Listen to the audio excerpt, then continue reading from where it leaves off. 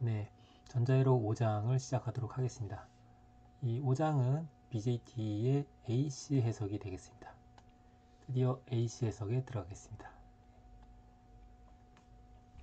네, 주로 이제 앰프로 사용하는 경우에 대한 해석이 되겠습니다. 우리가 3장에서는 BJT의 트랜지스터의 소자의 특성에 대해서 살펴봤고 4장에서 DC 해석을 했습니다. 이걸 할 때 활용했던 것이 여기 지금 네모 박스 안에 있는 거죠. VB가 0.7V인 것과 또 어떤 걸 사용했습니까? 어떤 관계가 있었냐면 이런 관계가 있었습니다. 네, 여기 써 있는 것들이 결국 이 한 줄로 설명이 되는 거죠. 이것은 이 관계는 엄밀히 말하면 이렇지만 이 관계는 KCL에서 비롯된 그런 관계였었습니다. 그래서 DC에서 뿐만 아니라 AC에서도 똑같이 성립을 합니다. 그리고 우리가 다이오드를 배울 때 다이오드의 AC 저항을 배웠었는데요.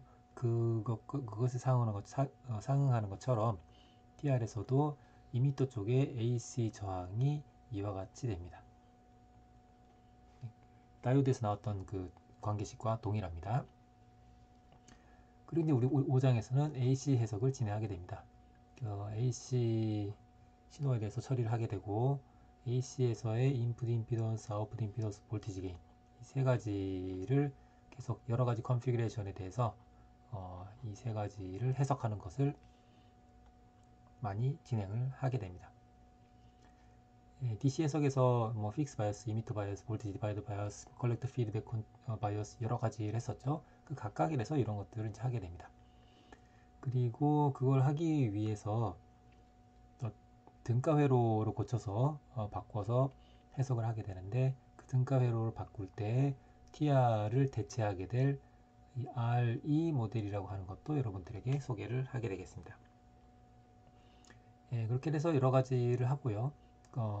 이것은 이제 앰프만에 해당되는 거고 그 앰프 앞단에 뭔가가 있다거나 혹은 앰프 뒷단에 뭔가 연결됐을 때 그때 그러한 것들에 의한 영향이 어떻게 되는지에 대해서 살펴보게 됩니다. 여기까지는 싱글 스테이지가 되겠습니다. TR 한 개를 사용했을 때 얘기고 TR을 여러 개를 쓸 수도 있기 때문에 캐스케이드 되는 경우, 캐스코드 되는 경우 등에 대해서도 여러분들이 살펴보게 되겠습니다. 그리고 RE 모델 대신에 H 파라미터 여러분들이 아마 회로 이론 시간에 배웠을 텐데요. 투포트 시스템에 대해서 이 전압과 전류, 입력과 출력에 있는 각각의 전압과 전류에 대한 관계를 나타내는 방식에 대해서 그 중에서 H 파라미터에 대해서도 여러분들에게 다시 소개를 하게 되겠습니다. 네, 이 5.1절입니다. 이 AC 해석이라고 하는 것은 스몰 시그널 어널리시스라고도 합니다. 제가 앞서도 한번 언급을 한 적이 있었는데요. 우리가 신호라고 하게 되면 우리 다이오드에서 어떤 걸 했었냐면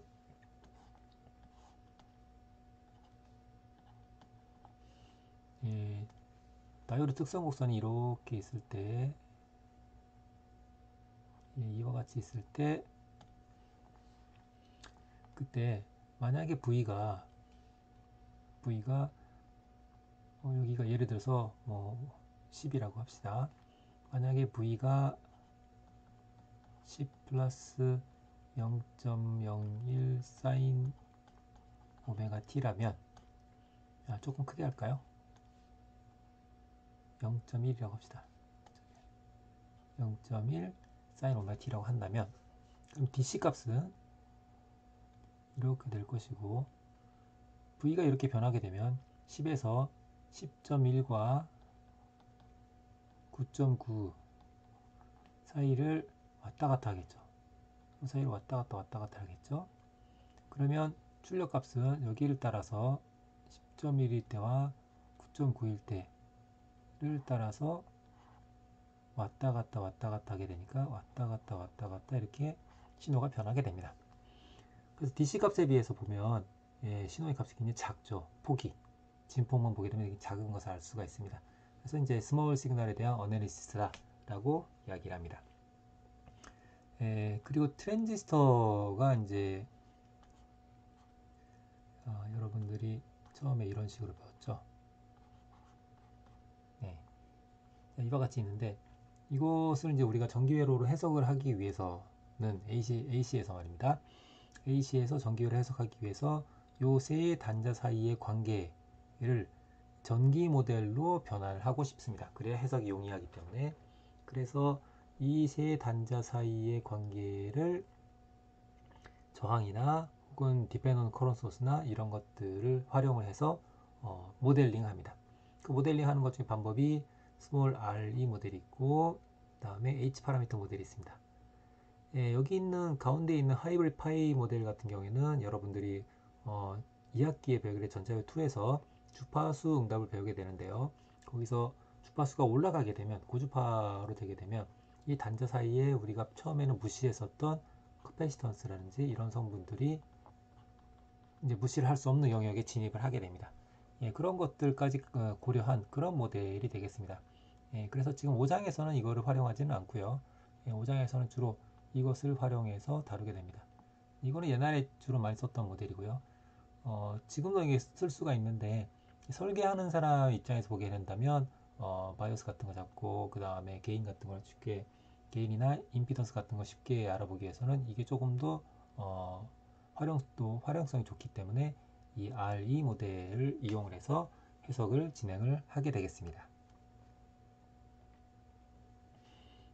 5.2절에서는 AC 영역에서 앰프라고 되어 있는데요. 우리가 지금 하고 싶은 게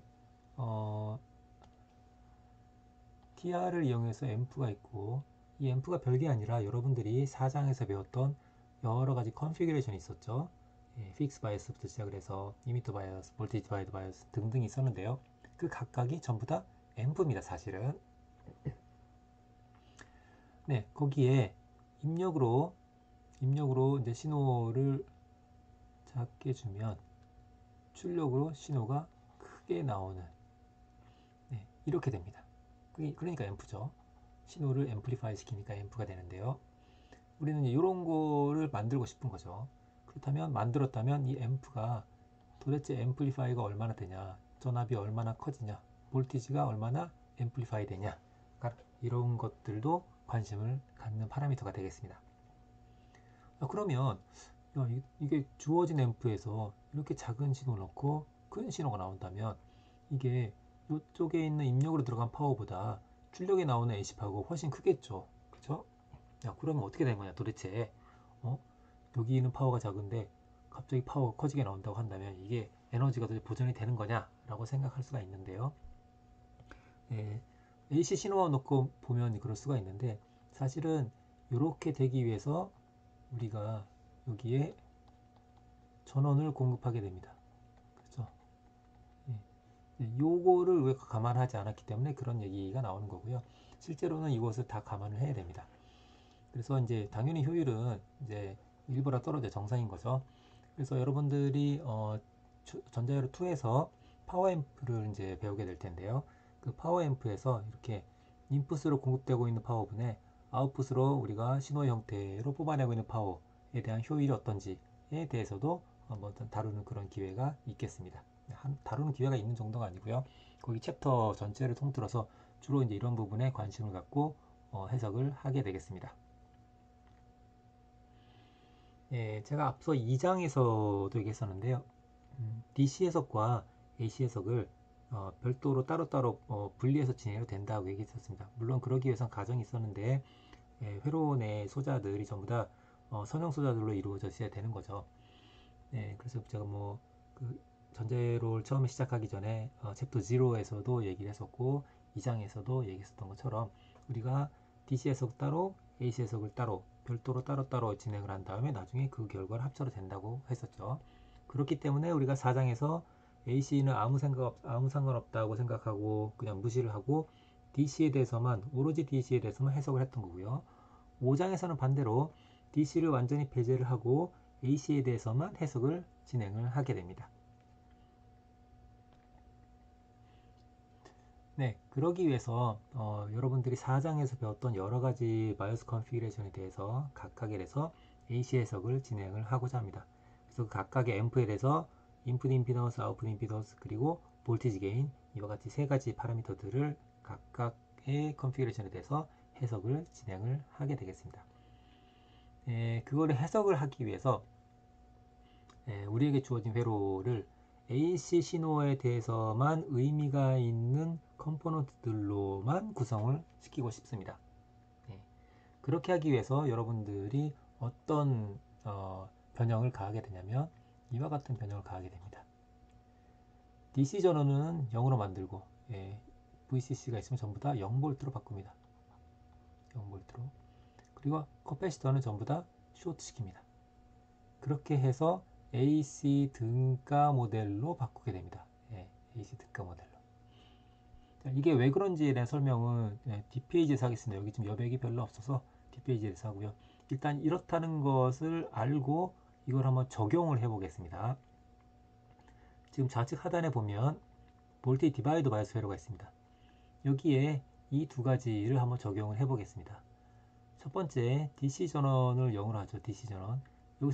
여기서는 DC 전원이 이거 하나가 있죠. VCC 하나가 있습니다. 이 VCC라고 하는 것은 뭡니까? 여기에서 이렇게 해서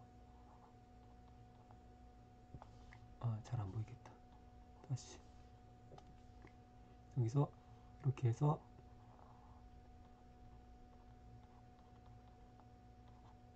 자, 이렇게 있는 거죠. 자, 이거를 0V로 만드는 거죠. 이거를 0는 0 이라고 하는 것은 이 0V니까 위하고 아래하고 전이차가 없다는 얘기죠. 그렇다는 얘기는 쇼트랑 같은 거죠. 이렇게. 그렇다는 건 이렇게 아이고 다 지워버리네. 그렇다는 얘기는 뭐랑 같습니까? 이렇게 된 것과 같은 거죠. 이렇게 된 것과 같은 거죠. 그라운드까지. 그죠? 왜냐면 여기 있는 전원 혹은 어디 동그라미 해놓고 어떤 값을 쓴다는 것은 그것과 그라운드 사이의 전압차를 얘기하는 거니까. 그렇죠? 그 다음에 커패시터 전부 다 쇼트 시킨다고 했습니다. 커패시터는 쇼트니까 우리가 어떻게 할 거냐면 여기를 싹 지우고 싹 지우고 싹 지우고 그리고 여기를 아이고 이런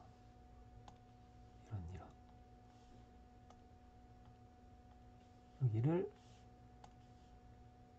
이렇게 있게 됩니다.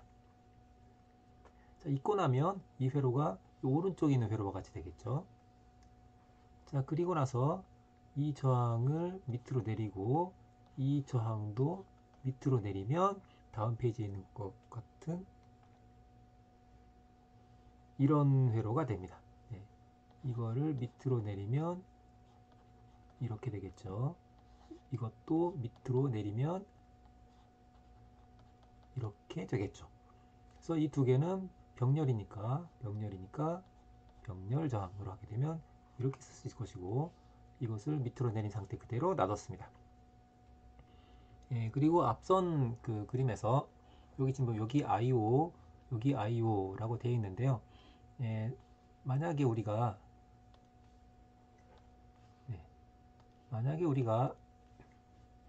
요거를 앰프로 한다면 주로 이제 여기서부터 여기까지가 되겠습니다. 이렇게가 앰프입니다. 앰프. 그러면 여기서부터 여기까지가 앰프인 거잖아요. 그럼 이 IO와 이 IO는 뭐 문자는 같지만 서로 다른 IO라고 생각을 하면 되겠습니다. 자, 그럼 아까 얘기했던 요거를 다음 페이지에서 볼까요? 자, 첫 번째 DC 소스를 0으로 0V로 한다고 했죠.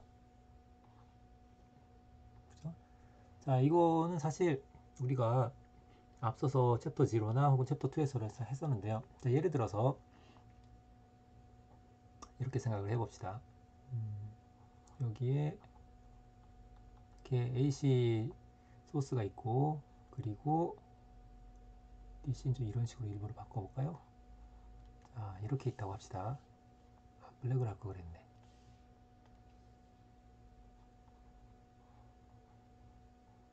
자, 이런 회로가 있다고 합시다.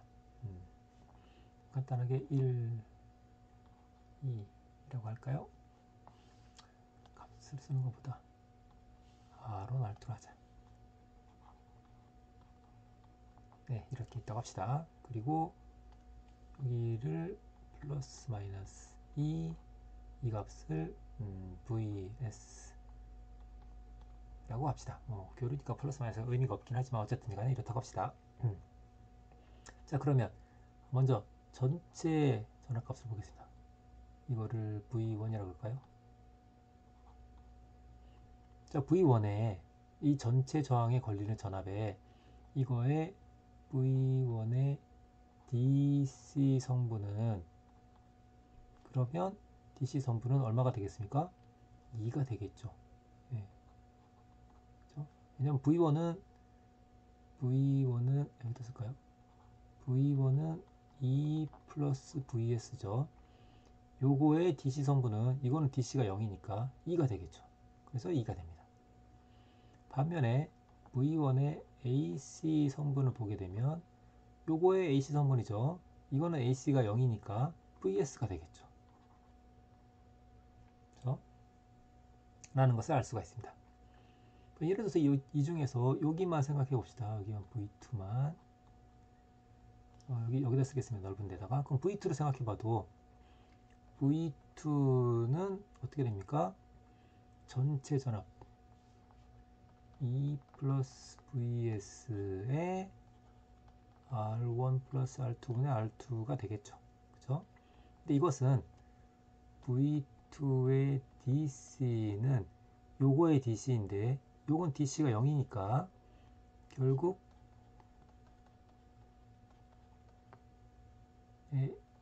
E가 되겠죠. 유사하게 V2의 AC 성분은 어떻게 되겠습니까? 요건 AC 성분이 없으니까 이렇게 될 겁니다. 그죠? 자, 그렇다는 얘기는 애시당초 처음부터 요게 없다고 생각을 하고 요거의 DC 전압을 계산하면 그러면 이게 되겠죠. 애시당초 처음부터 DC가 없다고 생각을 하고 요거만 있다고 생각하고 여기 걸리는 전압을 계산하게 되면 이렇게 되겠죠. 그쵸? 여기도 마찬가지죠. 예, 그런 것처럼 이 DC 전압 자체는 AC 해석에 전혀 영향을 주지 않습니다. 예, 없잖아요. 그죠? 영향을 주지 않아요. 그러니까 처음부터 이것을 없는 것처럼 쇼트 시켜서 해석을 해도 된다는 거죠. 네, 해석을 해도 상관이 없습니다. 그렇기 때문에 DC 전원은 이제 없애게 됩니다. 네, 엄밀히 말하면 여기를 vx, 여기를 vy라 하면 vx하고 vy가 2라는 값을 유지하면서 똑같이 흔들흔들 거리는 거죠. 무슨 얘기냐면, 자, 시간에 대해서 한번 보겠습니다. 시간에 대해서 보면 어떤 전압축이라고 할 때 vs는 이렇게 된다면 vs가, 그럼 vy도 똑같습니다. 이것이 vs도 되고 vy도 되는 거죠. vx는 어떻게 되냐? vx는 어떻게 되냐면 여기에다가 2만큼 더해져서 여기가 2가 되는 거죠. 네. 그래서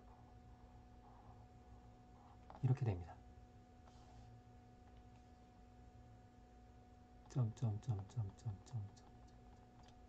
네, 그래서 어디나 똑같은 갭. 여기도 2, 여기도 2, 여기도 2, 다 2인 거죠. 이만큼 차이를 두고 똑같이 위아래로 평행 이동하고 있는 거죠. 그죠? 예, 그런 것을 알 수가 있습니다. 요게 Vx가 되는 거죠. 여기가 Vx가 됩니다. 네. 그래서 AC 신호 입장에서는 이게 shift up 하나 그 세로축 방향으로 평행 이동해도 AC 성분은 AC 신호의 모양은 아무런 상관이 없죠. 그렇기 때문에 DC 전원은 0인 것처럼 취급을 합니다. 예, 이게 첫 번째에 해당되는 얘기고요. 사실은 두 번째도 같은 얘기입니다. 우리가 커패시터를 쇼트 시킨다고 했는데 그것도 사실은 같은 얘기예요. 커패시터도 자 여기가 예, 이거 여기가 이렇게 해서 이게 원래 커패시터가 있었다고 합시다. 물론 어딘가에 전원이 이제 연결되어 있어야 되겠지만 편의상 뭐 이런 식으로 이제 그림을 그리겠습니다. 커패시터는 바이어스가 걸리게 되면 이 단자와 이 단자를 끊었을 때 나타나게 되는 전압이 있겠죠. 그 전압으로 그대로 차지가 되어 있게 됩니다. VC가. 그 상태에서 AC가 들어가게 되면 아까 DC 전원하고 똑같은 일이 발생합니다. 여기가 이렇게 움직이면 여기도 똑같이 움직이는 거죠. 단지 여기에 크기의 차이가 이렇게 되는 겁니다. 아까는 E였던 게 여기 전부 다 이제 VC. 아이고 엉뚱한 거 지워버렸네요. 아이고 여기 이제 VC로 이제 바뀌는 것만 차이가 생기는 거죠. 네, 이 차이가 전부 다 VC로 바뀌게 됩니다. 네. 그래서 마찬가지로 커패시터도 전부 다 쇼트를 시켜서 해석을 하게 됩니다. 이것은 이제 임피던스에서도 우리가 알 수가 있는데요. 커패시터 임피던스는 어떻게 됩니까? J 오메가 C 분의 1이 되죠. 그렇죠? 근데 만약에 우리가 지금 관찰을 하고 있는 우리의 회로에 넣게 되는 신호의 주파수가 있을 텐데 그 주파수를 여기다 대입을 했을 때 대입을 했을 때 아이고 조금 더 가까이 그 주파수를 여기다가 대입을 했을 때 이 전체의 크기가 주변에 있는 저항 성분에 비해서 훨씬 작다면 그러면 쇼트된 것으로 바로 되겠죠. 그렇기 때문에 커패시터는 쇼트로 된 것으로 보고 해석을 해도 됩니다. 뭐 간단하게 예를 들어서 오메가가